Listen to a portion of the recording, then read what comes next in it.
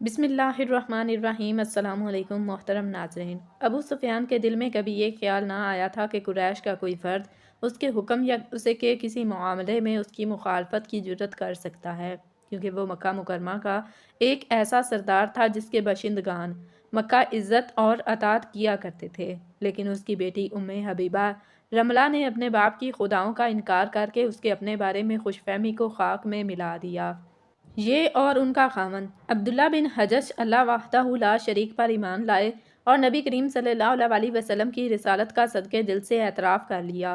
ابو سفیان نے اپنی بیٹی اور داماد کو اپنے آبائی دین کی طرف لوٹانے کی ہر ممکن کوشش کی، لیکن وہ اس مشن میں کامیاب نہ ہو سکا، کیونکہ جو ایمان رملہ کے دل میں اتر چکا تھا اس کی جڑیں اتنی گہری ہو چکی تھیں کہ ابو سفیان کی طرف سے کیا گیا ظلم و ستم کا طوفان اسے اکھاڑ نہ سکا، اور نہ ہی اس کا غیظ و غضب ان کے پائے استقلال میں کوئی لرزش پیدا کر سکا۔ حضرت رملہ رضی اللہ تعالی عنہا کے اسلام لانے کی وجہ سے ابو سفیان پر غم کے پہاڑ ٹوٹ پڑے۔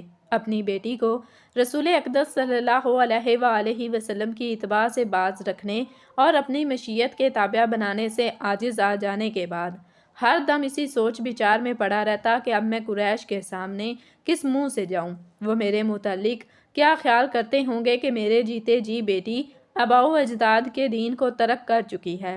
جب قریش کو معلوم ہوا کہ ابو سفیان اپنی بیٹی رملہ اور داماد پر ناراض ہے، تو انہوں نے ان دونوں کا عرصہ حیات تنگ کرنا شروع کر دیا اور طرح طرح کی اذیتیں دینی شروع کر دیں، یہاں تک کہ ان دونوں کا مکہ مکرمہ میں زندگی گزارنا مشکل ہو گیا۔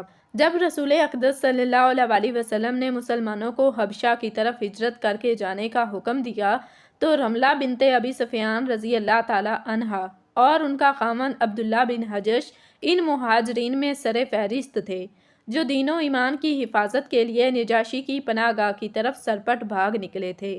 لیکن ابو سفیان بن حرب اور دیگر زمائے قریش کو یہ بات بڑی شاک گزری کہ مسلمان ان کے ہاتھوں سے نکل کر سرزمین حبشہ میں چین و آرام کی زندگی بسر کرنے لگیں۔ قریش نے نجاشی کے پاس اپنا قاصد بھیجے تاکہ وہ اسے مسلمانوں کے خلاف کریں اور پرزور یہ مطالبہ کیا کہ پہلی فرصت میں انہیں ہمارے حوالے کر دیا جائے، اور ساتھ ہی اسے یہ بھی بتائیں کہ یہ لوگ حضرت عیسیٰ علیہ السلام اور ان کی والدہ حضرت مریم علیہ السلام کے متعلق ایسے عقائد و نظریات رکھتے ہیں کہ کوئی غیرت مند انسان سن نہیں سکتا۔ نجاشی نے ان قاصدوں کی باتیں سننے کے بعد مہاجرین کے جماع کی طرف پیغام بھیجا اور ان سے دین کی حقیقت اور عیسیٰ علیہ السلام اور ان کی والدہ حضرت مریم علیہ السلام کے متعلق نظریات معلوم کیے، اور ان سے یہ بھی مطالبہ کیا کہ قرآن مجید میں سے چند آیات سنائیں۔ جب مسلمانوں نے اسلام کی حقیقت بیان کی اور قرآنی آیات کی تلاوت سنائی تو نجاشی بے بسی کے عالم میں زارو قطار رونے لگا، اتنا رویا کہ آنسوؤں سے اس کی داڑھی بھیگ گئی، اور ان سے کہنے لگا کہ یہ آیات جو آپ کے نبی حضرت محمد صلی اللہ علیہ وسلم پر نازل کی گئیں اور وہ پیغام جو حضرت عیسیٰ بن مریم علیہ السلام پر نازل کیا گیا بالکل اس نور کی طرح یکساں ہے جو ایک منبع سے پھوٹ رہا ہو۔ پھر اس نے اللہ وحدہ لا شریک پر ایمان اور حضرت محمد مصطفیٰ صلی اللہ علیہ وسلم کی نبوت کی صداقت کا اعلان کر دیا، اور ساتھ ہی اس نے ہر اس شخص کی حمایت اور حفاظت کا اعلان کر دیا جو پناہ لینے کی خاطر ہجرت کر کے اس ملک میں آ جائے، لیکن ایوان حکومت کے دیگر زماں بدستور عیسائیت کے پیروکار رہے۔ حبشہ پہنچ جانے کے بعد حضرت ام حبیبہ رضی اللہ تعالیٰ عنہا کے دل میں آیا کہ اب دکھوں کے دن بیت چکے، دشوار گزار اور تکلیف دہ راستوں سے گزر کر امن و سکون کی وادی میں پہنچ چکی ہوں، لیکن تقدیر میں جو فیصلے ہو چکے تھے ان کا انہیں کوئی علم نہ تھا۔ اللہ تعالیٰ کی حکمت بالغہ نے چاہا کہ حضرت ام حبیبہ رضی اللہ تعالیٰ عنہا کا ایسا سخت امتحان لیا جائے جس سے عقل مندوں کی عقل و دانش کا فہم و فراست دنگ رہ جائے، اور پھر اس کٹن ابتلا سے کامیاب و کامران نکل کر عز و شرف کی چوٹی پر جلوہ افروز ہو سکے۔ ایک رات حضرت ام حبیبہ رضی اللہ تعالیٰ عنہا اپنے بستر پر لیٹی تو اس نے خواب میں دیکھا کہ اس کا خامد ایک گہرے سمندر کی تلاطم خیز موجوں میں بہت بری طرح غوطے کھا رہا ہے، اور رات بھی تاریک ہے۔ وہ یکدم اپنی نیند سے گھبرا کر اٹھی، اس خواب سے بہت مضطرب اور بے چین ہوئی، لیکن اس نے اپنا یہ خواب نہ خامد کو بتانا پسند کیا اور نہ ہی کسی اور کو۔ تھوڑے ہی عرصہ بعد یہ خواب حقیقت کا روپ اختیار کر گیا۔ ابھی اس منحوس رات کے بعد آنے والا دن ختم نہیں ہوا تھا کہ اس کا خامند عبداللہ بن حجش مرتد ہو کر نصرانی بن گیا۔ پھر اس نے شراب نوشی کے لیے مے خانوں کے چکر لگانے شروع کر دیے اور نوبت یہاں تک پہنچ گئی کہ طبیعت شراب نوشی سے سیراب ہی نہ ہوئی۔ اس نے شراب کے نشے میں ہر وقت دھت رہنا شروع کر دیا اور اس نے اپنی بیوی کو اختیار دے دیا، چاہے تو وہ طلاق حاصل کرے یا چاہے تو عیسائیت قبول کرے۔ اب ام حبیبہ رضی اللہ تعالیٰ عنہا پریشانی میں مبتلا ہو گئیں اور 3 صورتیں فوری طور پر ان کے سامنے آئیں۔ یا تو وہ اپنے خامند کی بات مان کر عیسائیت قبول کریں اور اس طرح اپنے دین سے مرتد ہو جائیں، یا دنیا کی رسوائی اور آخرت کے عذاب کو اپنا مقدر بنا لیں۔ یہ راستہ وہ کسی صورت بھی اختیار نہیں کر سکتی، خواہ ان کے جسم کا گوشت لوہے کی کنگھیوں سے نوچ ڈالا جائے۔ دوسری صورت یہ تھی کہ وہ اپنے باپ ابو سفیان کے گھر مکہ معظمہ واپس لوٹ جائیں، جو ابھی تک کفر و شرک کا قلعہ اور مرکز بنا ہوا ہے، اور اس گھر میں مقہور و مغلوب ہو کر زندگی کے دن پورے کریں۔ اور تیسری صورت یہ تھی کہ سرزمین حبشہ میں تنہا زندگی بسر کریں۔ نہ ان کا وہاں کوئی خاندان تھا، نہ وطن اور نہ ہی مددگار۔ انہوں نے اللہ تبارک و تعالیٰ کی رضا کو ترجیح دیتے ہوئے سرزمین حبشہ میں اس وقت تک قیام کو ترجیح دی جب تک کہ اللہ تعالیٰ اپنے فضل و کرم سے کشائش پیدا نہ کر دے۔ حضرت ام حبیبہ رضی اللہ تعالیٰ عنہا کو زیادہ دیر انتظار نہ کرنا پڑا۔ ان کا خاوند عبداللہ بن حجش عیسائیت قبول کرنے کے تھوڑے ہی عرصے بعد فوت ہو گیا۔ ابھی عدت پوری نہ ہوئی تھی کہ اللہ تعالیٰ کے فضل و کرم سے حضرت ام حبیبہ رضی اللہ تعالیٰ عنہا کے دن پھر گئے۔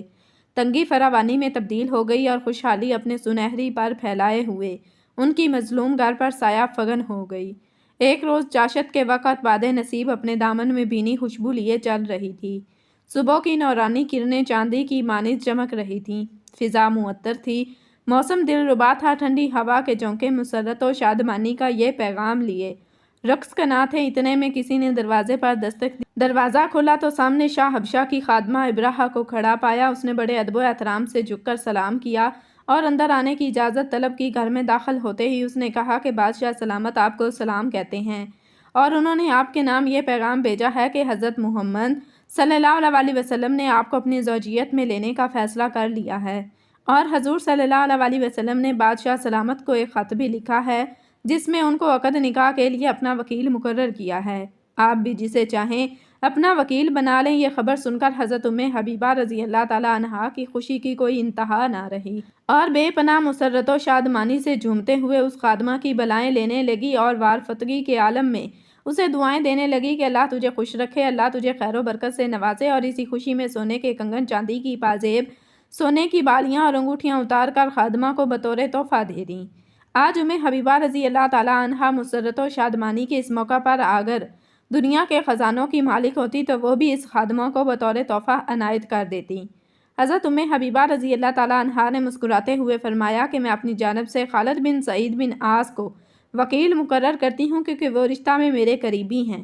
شاہ حبشہ نجاشی کے سبزہ زار اور سایہ دار درختوں کے جھرمٹ میں واقع عالی شان محل کے ایک خوبصورت اور راستہ پہ راستہ وسیع حال میں شادی کی تقریب منعقد ہوئی۔ حبشہ میں موجود صحابہ کرام رضوان اللہ تعالیٰ اجمعین اس پروقار تقریب میں شریک ہوئے۔ ان میں سے جعفر بن ابی طالب رضی اللہ تعالیٰ عنہ، خالد بن سعید بن ابی عاص اور عبداللہ بن حذیفہ رضی اللہ تعالیٰ عنہ قابل ذکر ہیں۔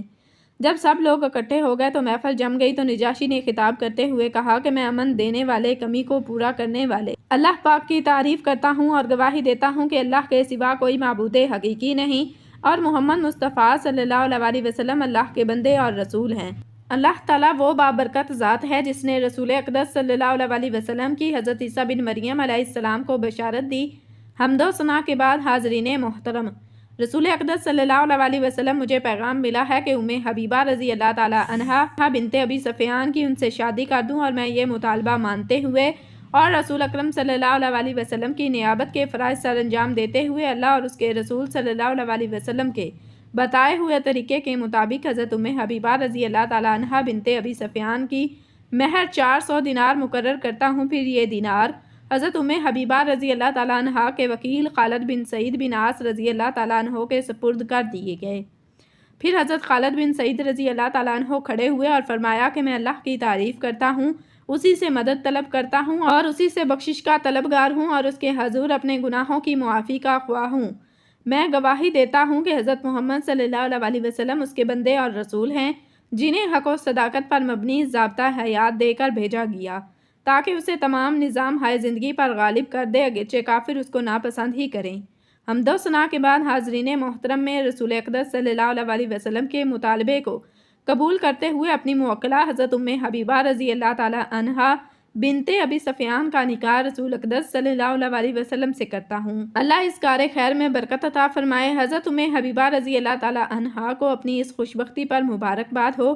پھر مہر میں دیے گئے دینار اٹھائے اور حضرت ام حبیبہ رضی اللہ تعالی عنہا کے سپرد کرنے کے لیے روانہ ہونے لگے۔ باقی صحابہ کرام رضوان اللہ تعالی اجمعین بھی اپنے گھروں کو واپس جانے کے لیے اٹھ کھڑے ہوئے۔ نجاشی نے ان سے کہا کہ تشریف رکھیے۔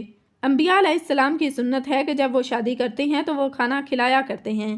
میں رسول اقدس صلی اللہ علیہ وسلم کی جانب سے آپ تمام کو کھانے کی دعوت دیتا ہوں۔ تمام حاضرین نے کھانا کھایا اور پھر اپنے گھروں کو واپس لوٹ گئے۔ ام المومنین حضرت ام حبیبہ رضی اللہ تعالیٰ عنہا فرماتی ہیں، جب مہر کی خطیر رقم میرے پاس پہنچی تو میں نے اس میں سے 50 دینار شاہ حبشہ کو، اس کی خادمہ کو بھیج دیے جس نے مجھے نکاح کی خوشخبری سنائی تھی، اور ساتھ ہی یہ پیغام بھیجا کہ میں اسی دن یہ مال تجھے دینا چاہتی تھی جب تم نے مجھے نکاح کی خوشخبری دی تھی، لیکن اس وقت میرے پاس مال نہیں تھا۔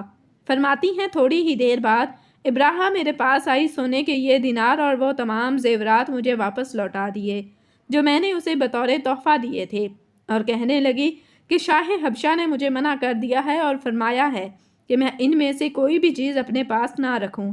میں یہ تمام زیورات بصد شکریہ واپس کرتی ہوں۔ ہاں، انہوں نے اپنی تمام بیویوں کو یہ حکم دیا ہے کہ وہ اپنے پاس موجود قیمتی عطریات آپ کی خدمت میں پیش کریں۔ دوسرے روز وہ میرے پاس زعفران، عود اور عنبر کے دلربا عطریات لے کر آئیں اور کہنے لگیں، مجھے آپ سے ایک کام ہے حضرت۔ میں نے پوچھا وہ کیا؟ بڑی رازداری کے ساتھ کہا کہ میں نے اسلام قبول کر لیا ہے، دین محمد میں اسلام کی تابع ہو چکی ہوں۔ میرا رسول اقدس صلی اللہ علیہ وسلم کو سلام کہنا اور آپ صلی اللہ علیہ وسلم کو یہ بھی بتا دینا کہ میں اللہ اور اس کے رسول پر ایمان لا چکی ہوں۔ خدا را میری بات بھولنا نہیں۔ پھر اس نے میرا سامان ترتیب دیا اور سفر کی تیاری میں میرا ہاتھ بٹایا۔ جب میں دور دراز کا سفر طے کرتے ہوئے رسول اللہ صلی اللہ علیہ وسلم کی خدمت اقدس میں پہنچی، تقریب نکاح کا واقعہ آپ صلی اللہ علیہ وسلم کو سنایا، ابراہا کا ایمان افروز کردار بیان کرتے ہوئے اس کا سلام عرض کیا۔ رسول اکرم صلی اللہ علیہ وسلم ابراہا کے ایمان لانے کی باتیں سن کر بہت خوش ہوئے۔